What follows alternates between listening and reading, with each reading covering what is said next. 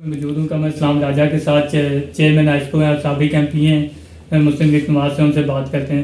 سر ابھی یہ جو الیکشن کا اناؤنس ہو گیا 30 اپریل کو پنجاب میں, تو جو موجودہ سیاسی صورتحال ہے الیکشن میں, اس میں اب کیا کہنا چاہیں گے؟ ہم انشاءاللہ الیکشن لڑیں گے بھی اور جیتیں گے بھی انشاءاللہ اللہ کے فضل و کرم سے. اور کم از کم میں صرف اپنے حلقے کی بات نہیں کر رہا, میں پورے صوبے کی اور پنڈی ڈویژن کی بات کر رہا ہوں.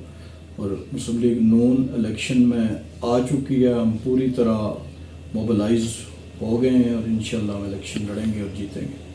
سر آپ کی کمپین اس بار نواز شریف آئیں گے یا مریم نواز صاحب لیڈ کریں گے, کیونکہ اس بار شریف اعظم ہے وہ کمپین کر نہیں سکتے, کمپین لیڈ کون کرے گا؟ دیکھیں الیکشن شیڈیول جب آئے گا تو یہ ساری یہ جو جہاد یہ پارٹی کی اسٹریٹجی ہوتی ہے اور پارٹی پابند نہیں ہوتی کہ پہلے اپنے مخالفین کو بتایا جائے کہ ہم کیا کریں گے. ہم انشاءاللہ بیسٹ اسٹریٹجی اڈاپٹ کریں گے الیکشن جیتنے کے لیے, اور اس کا جو بھی جس نے بھی لیڈ کرنا ہے وہ انشاءاللہ لیڈ کریں گے الیکشن.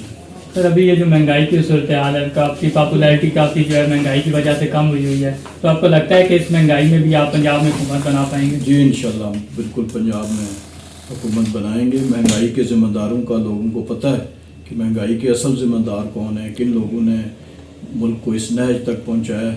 اور انشاءاللہ مسلم لیگ نون اقتدار میں آ کر اس کا دعویٰ کرے گی. لوگوں کو پتہ ہے کہ کون سی جماعت ہے جو ملک کو اس گرداب سے نکال سکتی ہے, جس نے ماضی میں بھی نکالا ہے.